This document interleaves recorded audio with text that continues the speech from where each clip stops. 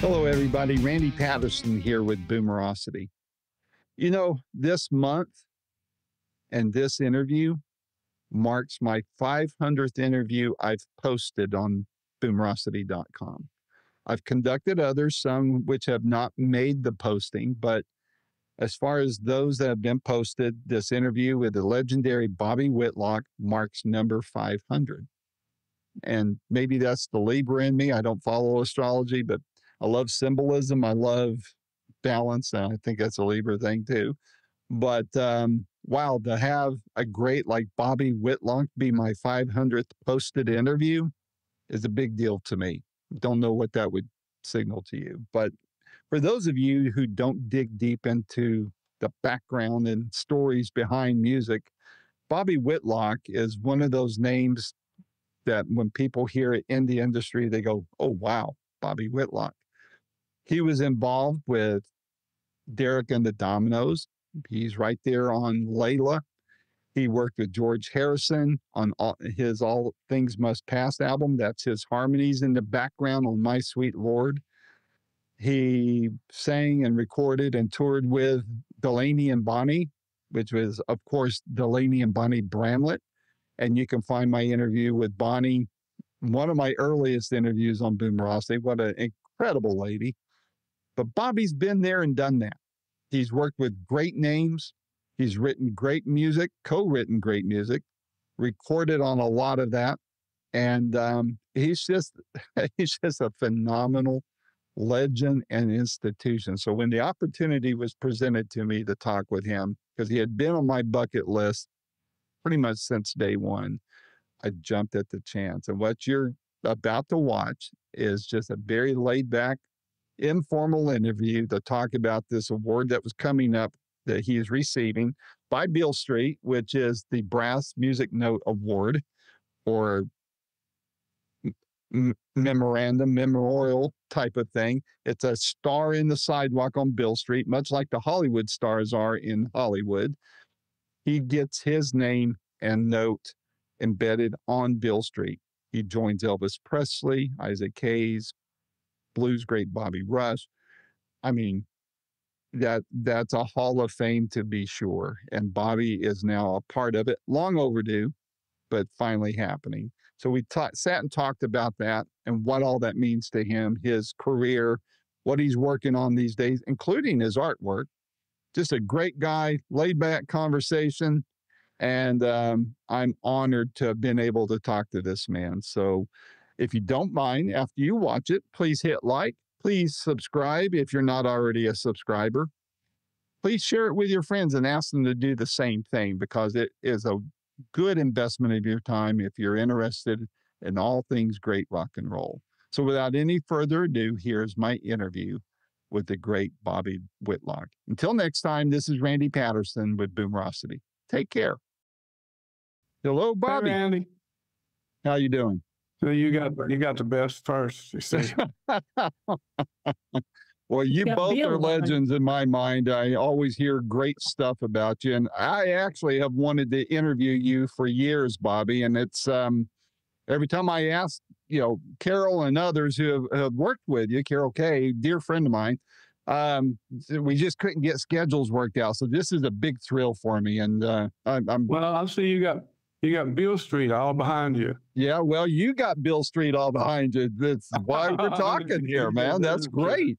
It's well, before we get to that, I just want to thank you for all the years of great music, doing those great songs that, you know, are the soundtrack of so many people's youth and young adult years and that kind of thing, especially. Yeah. I mean, those greats that stand the test of time, and Beale Street is awarding you for, not, you know, memorializing you for, and wow, I mean, so it's a thrill and an honor to finally be able to talk to you. Yeah, thank you very much, Randy. I certainly appreciate everything you said. Where are you dialing in from? Ozona, Texas. Where? I'm sorry? Ozona, Texas. It's a little town an hour from San Angelo, Texas. Oh, okay. All right. In the West Texas high desert. I'll be darned. High desert. I lived for about 20 years in the greater Dallas area. I was in telecommunications, very familiar with San Angelo with the Verizon stuff there. And yeah, it's know right where you're talking about. I just didn't recognize the name of the town, but San Angelo, I know. Yeah. So, well, we were in Austin for about 14 years, and those U-Hauls going in and just it was just, we saw it. I know they call it booming and progress, but it looked like the demise of a great city. All the originality of that place is gone now. yeah. But they have maybe a statue or something.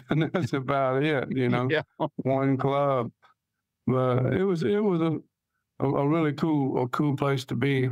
And then it wasn't. Yeah. But we didn't want to. We had a certain kind of place that was looking for. When the COVID thing happened, the onset of that led to me having asthma, and so we were living right in the heart of all that cedar pine, and so we were looking for a place that was not too far away, even though we thought about going to France. Wow. But at one point we just said, well, we got to get to where the air is good.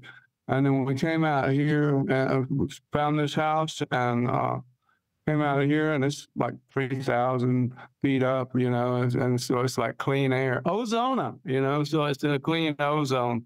And we decided to come here. So this is home for now. Wow. Very cool. Very cool. Well, I'm in the Great Smoky Mountains, way down south. Oh yeah, good for you. I'm a mile and a half up the road from Dollywood, so there we go. But well, congratulations again on this Brass Note Award, man. I mean, this recognition, this monument that to your career. You have roots obviously in Memphis, and what. I know you've been asked this a million times. It's so hard to ask somebody like you a question you haven't been asked, at least a million times, but I try hard, But, well, how does it feel? What thoughts go through your mind as you're being given this honor? Well, there was a point in time where I really didn't think anybody cared, I knew they acknowledged, my input on all those great records, like Layla and All Things Must Pass, and just there's a list of them. But I didn't think too much about my past, and how people felt about it was not my business. It was not my affair how anyone feels. It's not my business how someone feels about me. It's my business to try to conduct myself, as a decent person and a gentleman as much as I can, get through this world, navigate through this without making too many waves, Mm-hmm. But when you make them big, I'm good. one to be remembered. Yep. I think life's kind of like this. Is all of a sudden here, everything seems to have turned around, and I wasn't looking for it. That's for sure. I wondered about it, I really did, and I knew my input, and I was good with it, So I was all right with myself, whether anybody ever acknowledged anything I've ever done or not. I was good with it, I've got a great life. I paint every day. I'm really good with doing what I do. It's just another extension of who I am. Mm-hmm. And I've been blessed in each and every way, everywhere I turn around, it's just nothing but a blessing for me. When you look back on your entire career, especially back in those heady days of stuff being, you guys were creating it for the first time. I remember Sam Andrew, one of my first interviews when I launched Boomerocity. He was with, big brother in the holding company, of course. And he told me back then, he said, Randy, back then we were inventing this stuff. Now you have schools cranking out 500 students a year who can play Hendrix as well as Hendrix. So, but back then, when you guys are doing Layla, when you're working with Harrison, when you're working with Delaney and Bonnie, I mean, you guys were creating something brand new. I mean, do you feel like that's still going on, or do you really feel that kind of art, that kind of creativity is, aside from you and your peers still doing it, do you feel like the new generation is missing the mark in any way? Well, they're trying, but I don't think they're trying very hard, to hit that mark. I don't believe they know what that mark is. When I was the first friend. We started out with Delaney and Bonnie and me. And then people came to us. We were doing, he was playing acoustic guitar and we were singing. And we went all over just doing just that.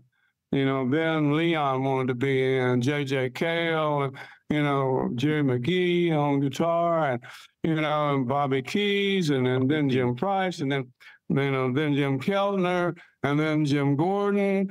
And then, of course, Carl Radel stayed through there. But we were the beginning of that whole thing. And it was a clear picture then when it was all going down. And then Mad Dogs and Englishmen happened. And I did one more album with Delaney and Bonnie. And that's when we got connected with Dwayne. I was connected with Dwayne long before the Layla album, Mm-hmm. And so it's been a beautiful journey for me, to be a part of it. And I know that I what the role I played in everything. There wasn't but one me. I couldn't be replaced. You could get somebody else to play and sing, but it wouldn't be Bobby Whitlock. Right. Right. So I know the role that I've been playing in everyone's music that I was a part of, because it made my edition made that music mine as well. Whether it's Jeff Healey record or whatever, I put my stamp on it. And when we were doing the Layla album, we knew what we were doing, but we were just letting go and going with the flow. Sure. We didn't go in there with a plan, not at all. Right. When we had all the songs we needed, more than enough, and it wasn't planned to have Dwayne play on our record. We had other songs. It wasn't planned that we were going to do Key to the Highway and a couple of those things. But what a great addition to that record he was. That's for sure. That's true. Pardon me one moment. Hold on. Yes, Dad. I'm on the. Pardon me. We're going to the diner? Yes, sir. But I'm on the phone right now doing an interview, so we'll go to dinner when I'm done. Okay. Okay. All righty. Thank you. All right, man. Keeps it real. I live next door to my dad, and he has dementia, and he normally doesn't do things Put like him on. Well, let's talk to him. Well, he's back upstairs. I office It'll him. probably be more interesting than me. Oh, not at all. No, both of you are great as far as I'm concerned. So my apologies. I love my dad. I live next door to him, but I get to take care of him, and I'm honored to be able to do that. So, yeah. But you mentioned a couple of people that I've had the privilege of interviewing. Bonnie Bramlett, early, probably 7 or 8 years ago, and honestly, she opened for a Christian concert I promoted back in '81. She was touring with Joe English. I don't know if you know him or not, but boy, she rocked that place crazy, and I love her. And got the interview her a few years later, and to see that, and I interviewed Delaney's daughter, Michelle. She's a real sweetheart. Bobby Keys, Dave Mason. You guys are at that top shelf of creativity, of song, the songs that just are they're monuments. They truly are monuments. What do you say to people? We touched on this a moment ago. What do you say to people that get into this business where they just think they sign a contract and become, fly around in private jets and all that kind of thing? When it comes to the art, the creativity, the kind of things you do, and you are diversified. You do music, you paint, you help others. What do you tell this generation, not the next generation, because they're already parents and borderline grandparents now, but this generation that's trying to break into it? What words of wisdom do you give to them? You can only do what's put before you, and that's it. Yesterday is over and tomorrow's not here. You can just make the best out of right now, whatever this situation is. I don't know if it's it all joins like different roads get into one highway. Right. It's all the same thing. Art, and I listen and try to keep up with what's going on with the young folks these days. It's pretty amazing. It's not what I do, but I wasn't doing what someone else was doing. Yeah. I hand it to them. I applaud them for getting out there in the middle of it and just going for it. Mm-hmm. And they dress great. They're really good about styling. You got to look right. You're looking good, you'll be feeling good, you'll be playing good or painting good or whatever you're doing, sculpting, whatever. Yeah, if you're dressed for it and you've got it. Mm-hmm. Yeah, these young folks now, they're wild. I think it's great. Then just go for it. And lay it out there. I hear what they're trying to do. Nobody's trying to emulate anything that we did. Everybody seems to be trying to create some new genre of music or entertainment or some way to express themselves, you see. Mm-hmm. That's what I pick up from everything. I think it's great. It keeps you young, creating, whether it's painting and singing and playing or dancing, but always looking good. If you look good, you're going to feel good. That's right. And what you're doing is going to it'll reflect I'm styling on anyway. Yeah, I need to go through and see what any giveaway shirts you might have there, man. I can come up behind you then. So. Yeah. But you got to do that, That's right. You've seen a lot of changes over the years in the music industry. In your opinion, what are the best and worst changes you've seen as it stands right now? The best that I've seen and the worst that I've seen? Yes, sir. Lord, I don't know, because I'm so out of touch with what's going on today. I don't listen to radio, don't have a television, we're into what we do. We do our music, and I paint, and so but I don't keep in touch with what everybody's doing. I appreciate everybody out there doing it. All these dudes, they're all looking good, all dressing right. The ones that are out there, the hip hop stuff, go for it, put it all out there. But I couldn't tell you any if I have a favorite artist or anything, because I really don't. I just appreciate what everybody's doing. Like I say, I'm so out of touch. It's a wonder I know what's going on around me. That might be a good thing. Not plugged in. Well, I think that's a good thing. I don't keep up with much of the new stuff. There's some up and comers that play stuff I like, Joe Bonamassa and people like that. But when you think back over great players, he's a great guitar player, Joe Bonamassa. Yeah. Oh yeah. Oh yeah, he's fine. Yeah.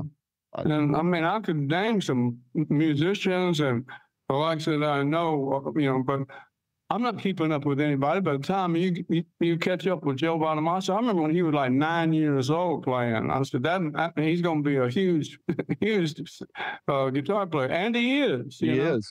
But Good you know, businessman I too. haven't kept up with, and Derek Chuck's the same. I remember when he was a boy playing, and the guitar was bigger than he was, but he was just scorching it, you know. Mm-hmm. But now he's doing his thing. I'm married, and he's out there doing that. You know, it's good, you know. But it's that's about all. It's accidental, you know, for me to keep up with anybody. It's total accident. Well, there's too much to try to keep up with. I mean, you know, just Absolutely. what used to be unique when you guys were creating it, there's, you know, millions trying to just be heard just once, and you guys are still being heard all these years later. You know, that's amazing.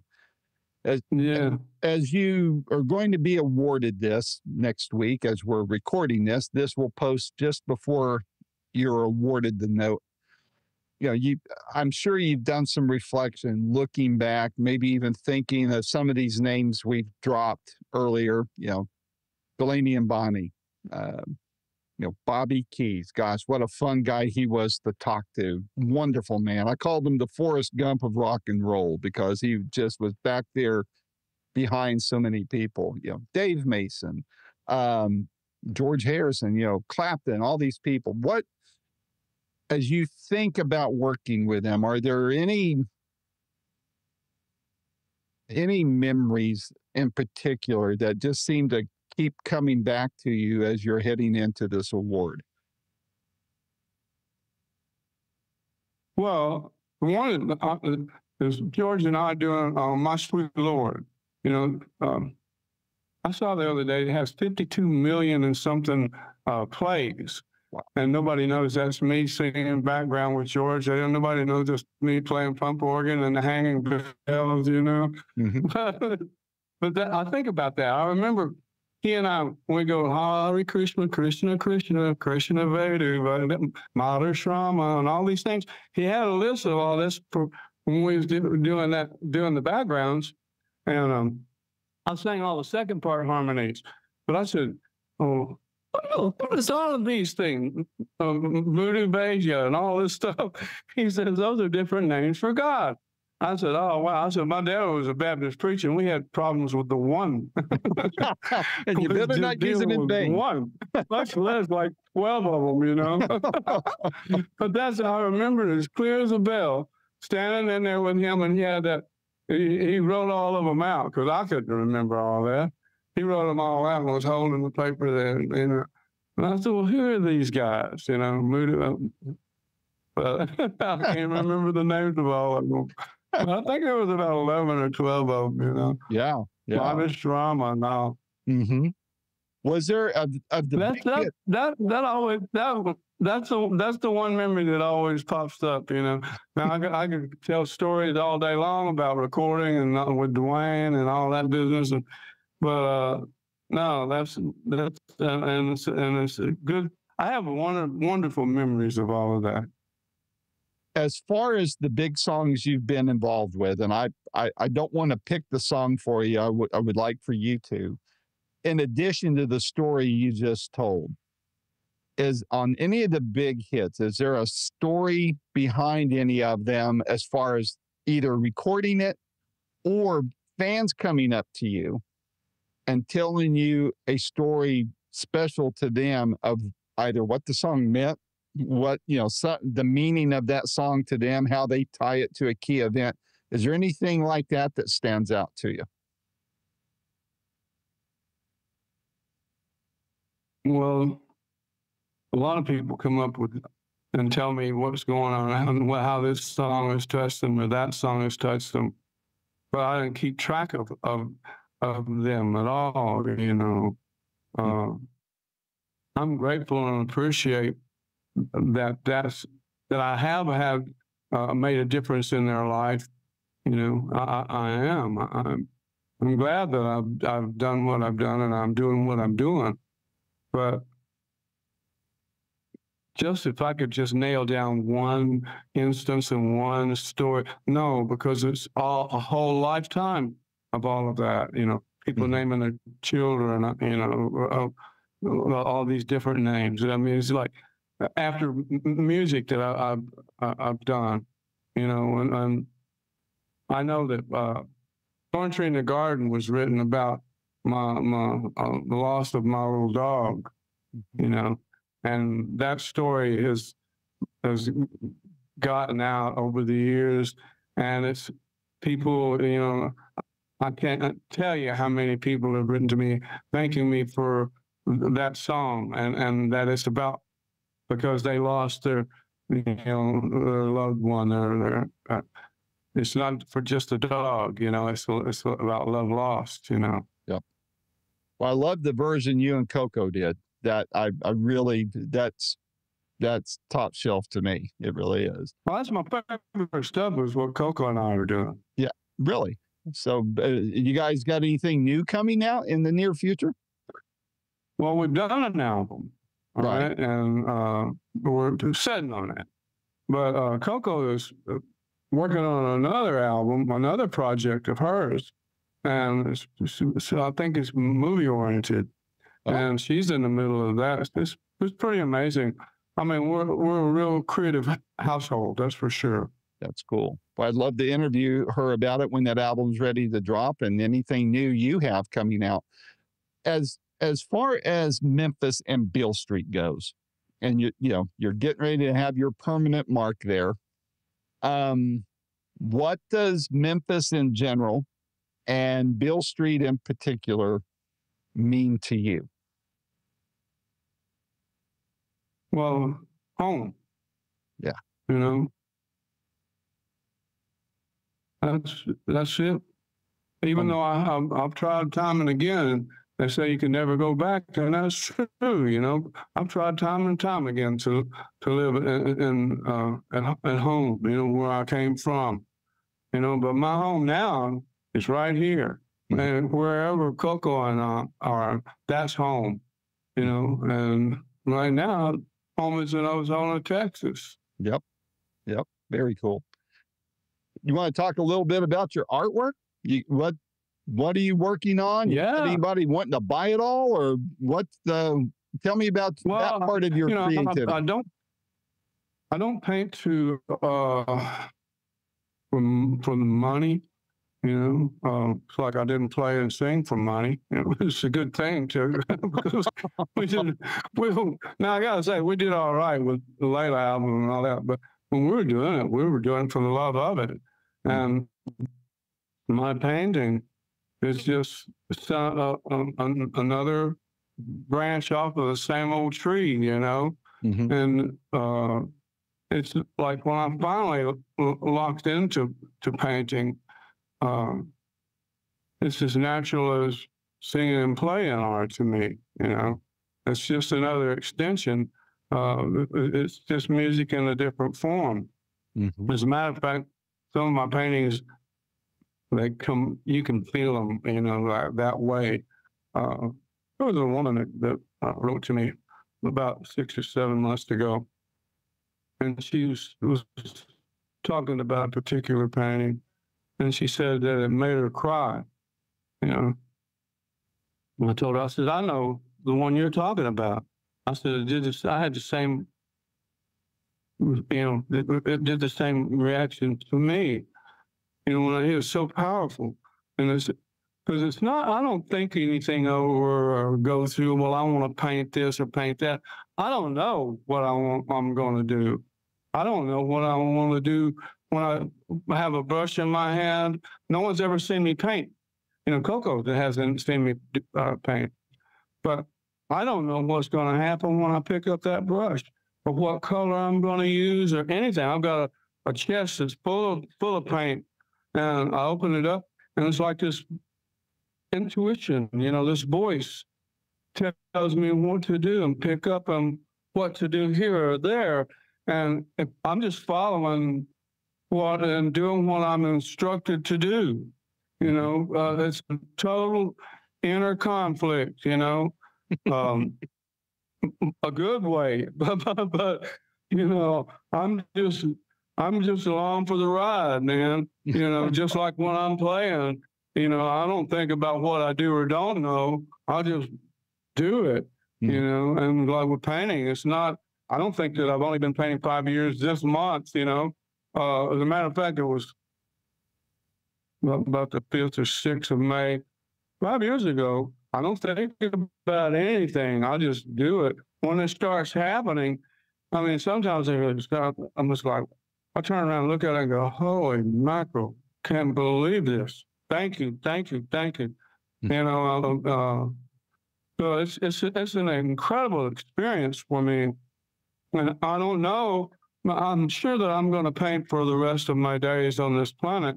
But if I don't, if it stopped now and it's not going to, what an incredible part of my journey, you know, it seems like I've always been in the back somewhere, on the back burner. I mean, I've always revered artists, you know, great painters, and I could never imagine myself doing such a thing. But now my art is in Miami Basel, and it's pretty wild. It's, some of it is sold because some people just wanted to buy something. I didn't try to sell it; they just tell me. But I've done some pretty amazing pieces. I did the Layla album cover just to see if I could do it, you know. And my base paint is painting. I'll make the whole canvas black or a certain color just to give it some depth and feel. Color pops when you use black. And anyway, I said, why don't you just try and see if you can do like contemporary, some contemporary, or you know, music related. You know, well, okay, what have I got to lose? You know, branch out a little bit with what I do, and got run over. You know, I tried it, and I got the album, the Layla album. Coco suggested I do the Layla. Why don't you try the Layla album? It's got brilliant colors, and I'm like, okay. And so now, of course, it's not fine art. I'm looking at it and I'm painting away. As a matter of fact, I did it on a wooden panel that was about 24 by 24, and painted it all, painted it black. And I was doing a thing. I had the colors for the little flowers and all the business and the bouquet and all. And then I got finished with everything, and there was the face, and it was black. I said, oh, what the hell am I going to do with this? You know, I mean, what, get some pink paint and make it look like, and then the voice said, put an eye and some lips on it. And that's what I did, and it's Black Patty. It just worked perfect, man. And I've already been offered a lot of money for it, which is not, some things just aren't for sale, you know. Well, maybe do numbered prints or something of it. You know, maybe do numbered prints. I'd say maybe do numbered prints of it, but keep the original. No, I don't do that. Everything, every painting I've got, there are no prints and no copies. Every painting I have is an original, and there will never be a print of anything. Wow. Like I said, I'm not doing it for money. I'm doing it for the art. I'm doing it because I'm compelled to do it. I have to do it. There's no way I could not do it, do what I'm doing. Well, after you get this, after you're honored by Beale Street, what else is on your radar? What have you got planned for the rest of the year? You going to do any performing?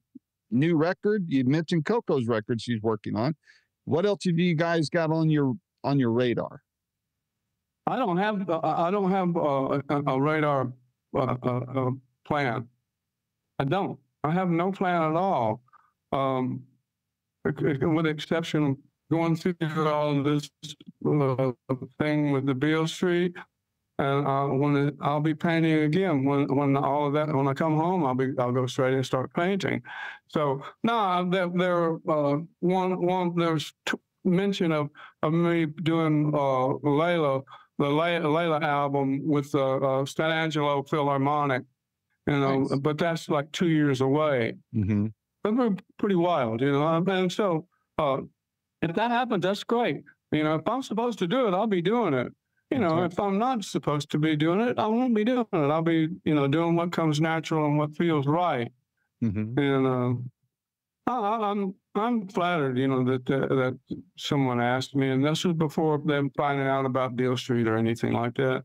Right. They asked if I might be interested in that and doing that. I said, yeah, well, sounds great. Their symphonies are the top players from every state, and Nice. so we'll see. I hope I they don't have any record it. plans on getting out and touring again or doing anything like that. Well, I have no plans. it's a nice position to be in, I think. So, well, Bobby, again, thank you for taking the time to talk to me. Thank you for all the years of phenomenal music. And, I mean it when I say it.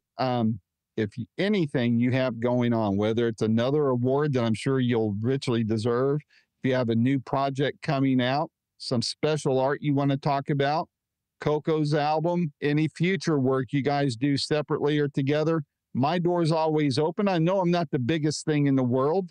I'm certainly not Rolling Stone magazine, thank God, but I have a global reach, and I would love to do my part to help get the word out on anything you guys have going on and would like people to know about. And that's fantastic, Randy. And thank you for being gracious with my little interruption here with my dad. That was very cool of you to that's great. I love it.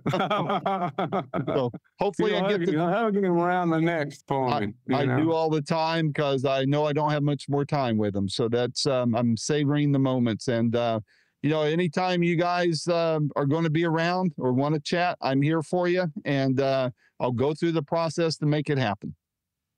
So, all right, great. Thank you, Randy. Thanks a lot. Have an amazing day. Take care. Thank you. Bye-bye.